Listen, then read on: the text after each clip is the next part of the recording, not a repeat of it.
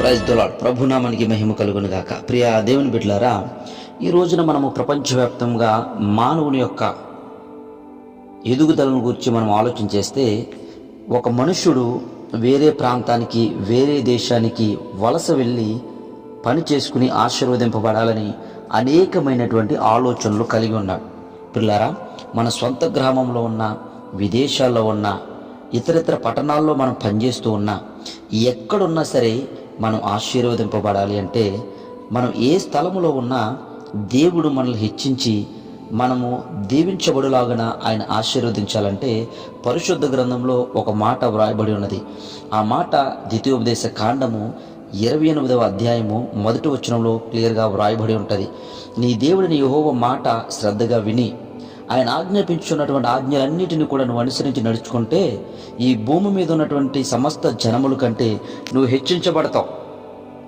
దేవుని మాట వింటే అనేకమైనటువంటి దీవెనలు నీ మీదకి ప్రాప్తిస్తాయి, నువ్వు కుటుంబం మీదకి ప్రాప్తిస్తాయి. నువ్వు పట్టణంలో దీవించబడతావు, పొలాలలో దీవించబడతావు. గర్భఫలము, భూఫలము, పశువులు, మందలు, దుక్కుటెద్దలు, గొర్రె మేకలు ఏవైతే కలిగి ఉన్నావో వాటన్నిటిని కూడా దేవుడు ఆశీర్వదించి దీవించి నిన్ను హెచ్చిస్తానని వాగ్దానం చేసిన దేవుడు, మనము ఆరాధన చేస్తున్న దేవుడు. నీ గంపయు, నీ పిండి పిసికేటువంటి తొట్టియు సమస్తము బాగుపడతాయి, ఆశీర్వదించబడతాయి. నువ్వు లోపలికి వెళ్ళినప్పుడు ఆశీర్వదించబడతావు, బయటకు వచ్చినప్పుడు ఆశీర్వదించబడతావు. ఎక్కడున్నా, ఏ స్థలంలో ఉన్నా నువ్వు నిశ్చయముగా ఆశీర్వదించబడతావు. ఎప్పుడో తెలుసా? నీ దేవుడని యెహోవా మాట శ్రద్ధగా వినిన ఎడల, వాక్యం ఏ విధంగా తెలియజేస్తుందో ఆ ప్రకారం మనం బ్రతికిన ఎడల, ప్రియులారా, మనం ఏ ప్రాంతాల్లో ఉన్నా పిల్లరా మనము దీవించబడతాం. పట్టు చేత పట్టుకుని ఈ రోజున అనేక ప్రాంతాలు తిరుగుతున్న కారణము మనం దీవించబడాలని, ఆశీర్వదించబడాలని.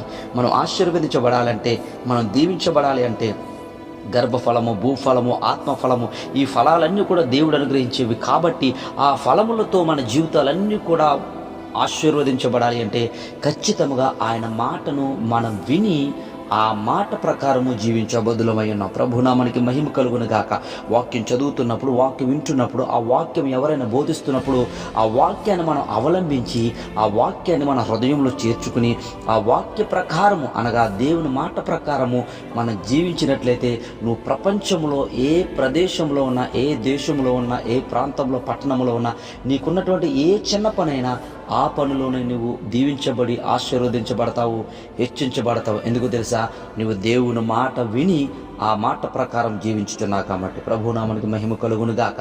పిల్లరా, ఈ రోజు నుంచి మనం దేవుని మాట వినే ప్రయత్నం చేద్దాం, దేవునితో సహవాసం చేద్దాం, వాక్యానుసారంగా జీవిద్దాం.